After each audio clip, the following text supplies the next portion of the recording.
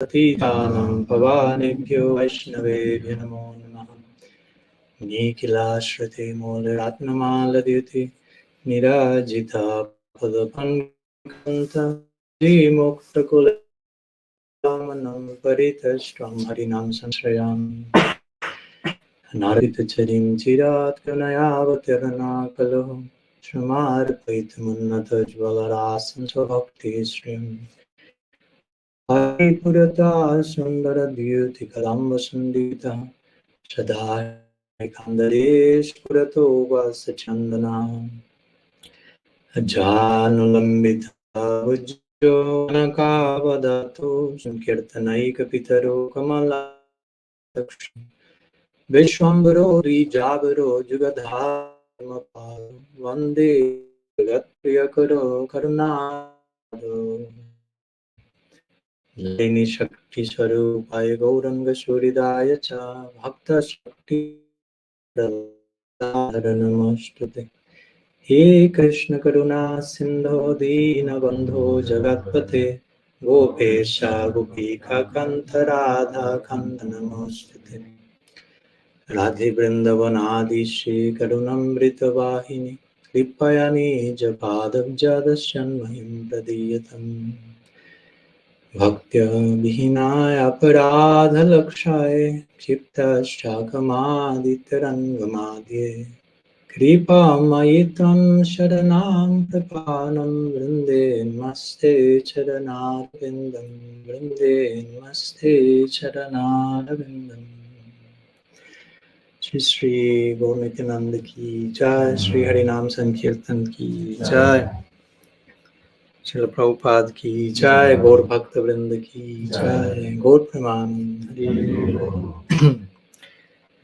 So pranam to all of you. Good evening.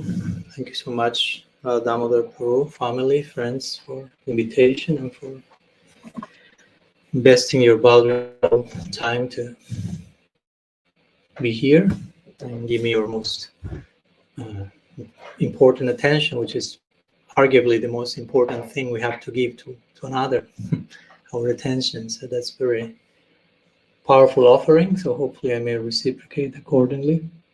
So as Radha Damodar Prabhu mentioned, the idea today is to talk a little bit how to deepen our Sanga, our association in the context of a large community, but also he had just recently invited to share a few thoughts about Srila Prabhupada's arrival to the West that we celebrate today. Actually, I gave a whole lecture yesterday on the topic. So a few thoughts that came yesterday as well in connection to such a.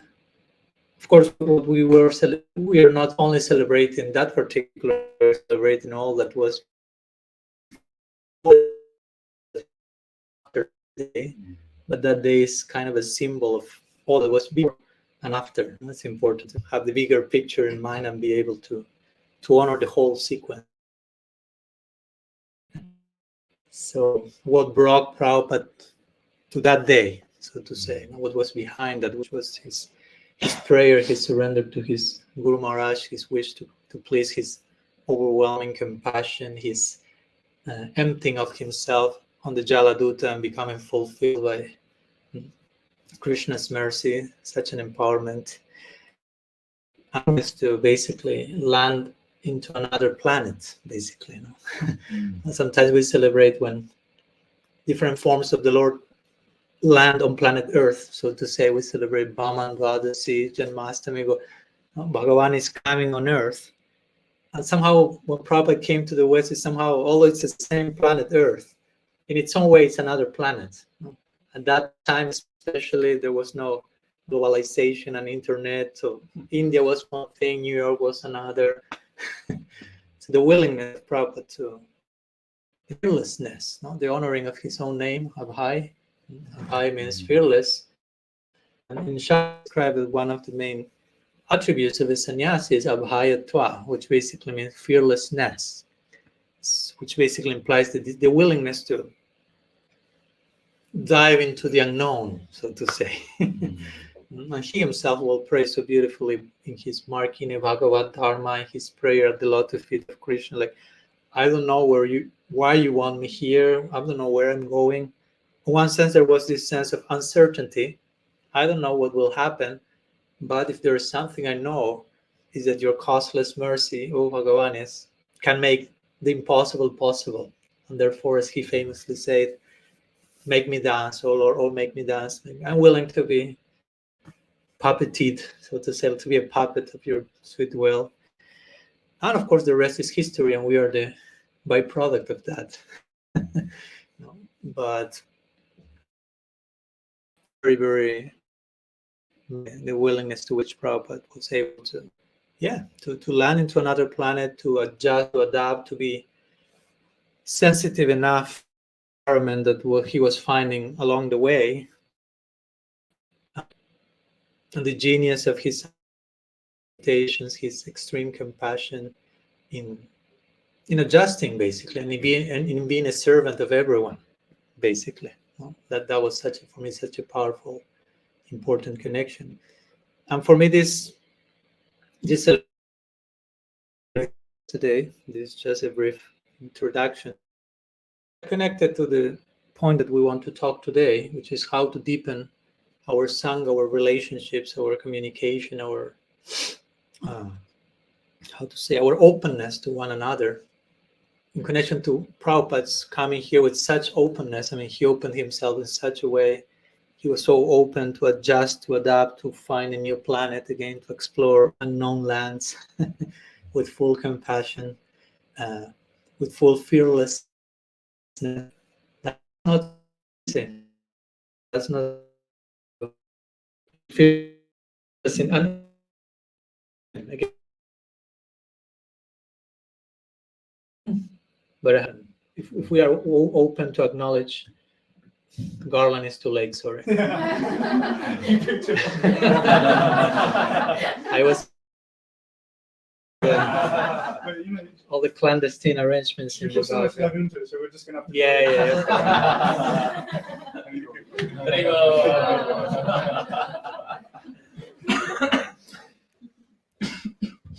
Okay, you keep this standard. I've been so many times the class starts and the garland is coming a few hours. But I saw the garland was already made when we were entering, was there, so it's okay. You were supposed to take it and put it yourself.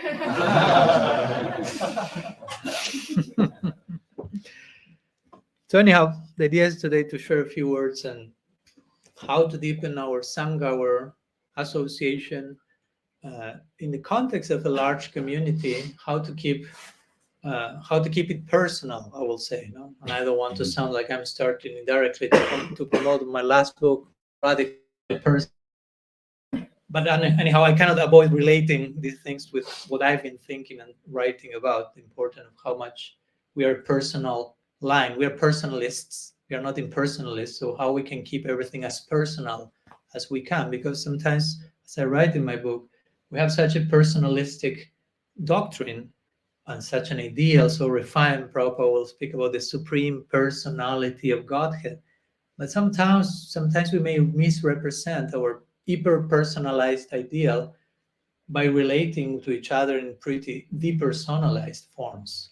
So that's not very in line with our doctrine, personalistic doctrine. So it's important to keep it personal on all levels. Not only we worship a personal God, because the way I worship God has to be reflected in the way we relate to each other. That's basically what the scriptures say. No, as we were saying the other day, if you love God, everything you have to love everything that is related to Him. Prabhupada would say, if you love me, love my dog. No, so if you love God, you have to love everything related to Him, and it happens that everything is related to God. So you have to have, if you have a nice relationship with Him, that has to be reflected in having a nice relationship with everyone else. So we have no escape, fortunately. And that's how the arrangements of reality happen. So I like the topic because also one of the main topics of my book is basically that, how to keep or how to improve our participation in Krishna consciousness, how to embrace our larger Vaishnava community from a, again, personal way, deep, committed way with each other. I was thinking today when you mentioned that title for the lecture, Damodar. On one side we have deep, intimate Sangha. On the other side, we have large community. So it's kind of saying Madhurya and Aishwarya. No? Madhurya in terms of intimacy, because Madhurya can also mean intimacy, and Aishwarya a little bit more like the larger part. And we have to know how to navigate the two. For example, because in the ultimate reality in Vrindavan, the spiritual world, Vishwanath Chakravarti Thakur explains in Raghavarma Chandrika, interestingly, Vrindavan is the land of full Madhurya, full intimacy, but also full Aishwarya. There's more Aishwarya in Vrindavan than in Vaikuntha. But there's so much Madhurya that nobody notices the Aishwarya. But if you pay attention in Vrindavan, every tree is a Kalpa Vriksha. No? Desire tree. Every cow is Kamadhenu. The land is Chintamani. And that's pretty Aishwaric. No? But there's on top of that so much intimacy that the Aishwarya is there having the function, but Madhurya, the intimacy, is prevailing. So the point is, okay, we have a large community, Aishwarya, if you want to put it like that, but how to make Madhurya or intimacy prevail in the context of a larger community. We're not against having larger communities, but we have to know how to navigate largeness.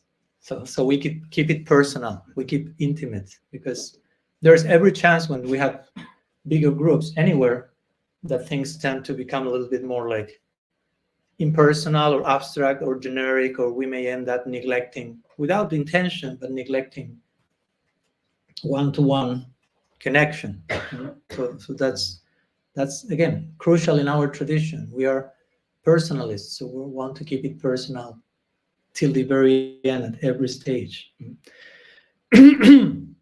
So to begin with, an idea that comes to mind is the idea, of course, of community. We are part of a larger community, whether it's ISKCON community, whether it's the larger Vaishnava community. But the word community is so important. Community implies common unity. Now, if there's no common unity, the very word community lost its sense. So ideally, we are all united with some common ideal in between. And that makes us, how to say, we need each other. The idea of community is we need each other to thrive into this. But Krishna consciousness has its individual aspect. I cannot chant your japa. You have to chant your japa. I cannot do it for you. Sorry. No. Sorry, that's not the arrangement. But there are so many things. I mean, in one sense, we have to do our part individually, but in another sense, we need each other also. So it's individual and it's collective simultaneously, and the two parts have to be properly attended. The very word Sankirtan, which is the name of our process, if you will, Sankirtan given by Mahaprabhu, the very word Sankirtan is a collective participation. Sankirtan implies you cannot do this play of words. We cannot do Sankirtan by ourselves. By ourselves, we can do some kirtan. I'll do some kirtan. But Sankirtan, we need each other. So the very definition of Sankirtan implies we need each other. So it's a very humbling idea. Now, don't think too much in terms of individualism. I will do it all myself. I don't need any of you. So if we need each other, also we need to think how to relate to each other. If I need you, if you need me, if we all need each other, how we... That's a service unto Krishna in itself. That's a very important point. I remember talking with Nam Rasa Prabhu some years ago about that, no? That the topic came like, to develop our relationships is one of the most important services to Guru and Gauranga. Sometimes we don't think about develop our relationships as a service. Sometimes we think services, wash the pots, collect money, distribute books, whatever. Do some stuff. But sometimes we don't think about relationships as seva. But it's so crucial. So I think to begin with, that's an important point, that we reconceive how we think of relationships, not just like a casual social dynamic on gathering, but as a service. I can offer not only to the person I'm relating to, but a service I can offer to Guru, Vaishnavas, Bhagavan. And of course, in relationships, and we could say also in larger groups, we face a few challenges. Some that come to mind nowadays. We live in very individualistic times in the world. There's lots of individualism, lots of, I will say, an excessive sense of autonomy and freedom, where sometimes we end up being isolated from each other, and that makes community collaboration a little bit more difficult. We tend to go to our own bubble, what to speak, with social media dynamics. Sometimes that can create, properly used, a nice connection, but also that can create undesirable distances, let's say. And also in communal life, something that can happen is, as I mentioned in my book, is impersonalism. And when I say impersonalism, I don't mean everything is Brahman, let's merge there, or something like that. Not officially theologically stated in that way, but just not promoting enough each one's development of their own individuality, basically, and trying to create some form of merging into the crowd. Like everyone think the same way, feel the same way. This is the way to do it. Here's the one-size-fits-all formula, and that's it. And that's in itself, that's a form of impersonalism. It's a form of saying, I don't care for who you are as a unique individual. So, can I share one line from my book? Sure. Because I have one quote from, actually I'm quoting here, I don't know if you heard this book from Purnachandra's Unspoken Obstacles on the Path to Bhakti. Okay, add that to your recommended list. That's very interesting. Purnachandra, some of you have heard about him. So he wrote this book, I read it 15 years ago. It's very interesting. Unspoken Obstacles in the Path to Bhakti. Tempting, the title itself, right? So there is a few lines here in connection to what he wrote in that book. I'm kind of adapting a little bit, a few lines. So I put like this. What do I mean by impersonalism? And that's my point here. While some people hide into an ontological void, entering into nirvana or Brahman, others conceal themselves by merging into an institution and becoming just another blank face in the crowd, while considering this to be spiritual participation. Others may be afraid of the social implications of their own opinions, thus numbing themselves into varieties of emotional atrophy. At this point, we may rightly ask, what is left of a human being? So these things can happen. And with this, I'm not pointing to any single person. I'm pointing to, in potential, it can happen to any of us. And in potential, it may be actually already happening. On some level, there are so many reasons. So group participation sometimes create those dynamics. Okay, to fit in, as we talked the other day, the difference between belonging deeply and fitting in. That's not the same. And hopefully we want to belong deeply to Krishna consciousness. We not just want to merely fit in which we end up compromising our identity, integrity, to be part of the tribe, so to say, to feel me part of something. And we should not be promoting that to those who come to us. Like, okay, you have to fit in. As long as you do it like this, you fit into the box, we love you. Indirectly, that can happen. It happens all around the world in society. Basically, you have the legal boxes, how to dress, how to think, how to comb your hair. You are legal. You fit into the box. If not, outcast. Sorry. So it's important that in the community we extend this invitation in the actual spirit of Mahaprabhu, Nityananda Prabhu, which is undiscriminate, basically. So when we are talking about community, of course, one word in Sanskrit for community is Sangha. Sangha with H means community, and Sangha without H means what we call sadhu Sangha, or association. So it's interesting that the two words are close to one another, with just one letter of difference. So community, group, and intimate association. Sangha means Sat Sangha or Sadhu Sangha. as we were talking, I think, yesterday. I like to define it. Sat Sanga, you have heard the expression Sat Sanga. So Sat means something that is true. And Sanga, as Krishna uses it in the Bhagavad Gita, also Sanga means attachment. So Sadhu Sanga, we can say association with devotees, or Sat Sanga also can mean attachment to truth, which is the actual idea of association with devotees. Sat also has to do with being honest. That the Bhagavatam begins saying, Dharma praito kaitavo traparamonir matsaranam satam. So a devotee is called satam, which means someone who is truthful or honest. That's an interesting definition. I like how Krishna says in the Gita. If you go to the Gita, one of the few verses in which Krishna uses the word sadhu, which generally we translate as a saintly person, one of the arguably the most famous verse where Krishna resorts to this term sadhu is the verse 30th birth of the 9th chapter of the Gita. Apichet suduracharo vajanti mamananibhag sadhur eva samantavya samyak yavyasitavesa.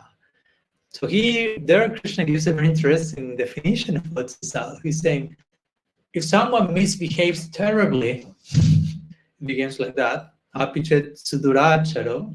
He's not speaking about anacharya, but about the suduracharya, which means very bad behavior, but still is determined in surrendering to me. That person is a sadhu, Krishna says, because he's like honestly determined in his goal. So Krishna, he's highlighting the honesty of that person.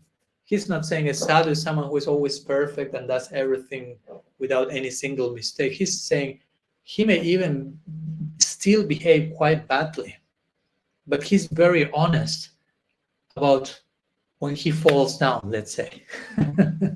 He's very honest about his difficulty, his struggles, and he honestly continues trying to worship me. Sadhu eva samantavya, Krishna said. In my opinion, that person is sadhu. You choose if you agree or not with Krishna's opinion. When I say Krishna, I have another opinion, Krishna. But Krishna's opinion is Krishna's opinion. So my point is, in this famous verse, Krishna is defining a sadhu mostly in terms of honesty, not so much in terms of being perfect. But you can be a mess on some level, but at least be honest with your mess. And if you are honest with your mess, as they say, I don't know here, but in the US, God bless this mess. No? Yeah. So honesty, that I'm going to the point of honesty, because to be honest means, again, to be truthful, truth-telling. And that's a form of affection. That's a form of intimacy that we need to remind ourselves about in our community, in our Sangha. We get together to be honest with one another. We are not getting together to make a facade. It's not like Sunday feast.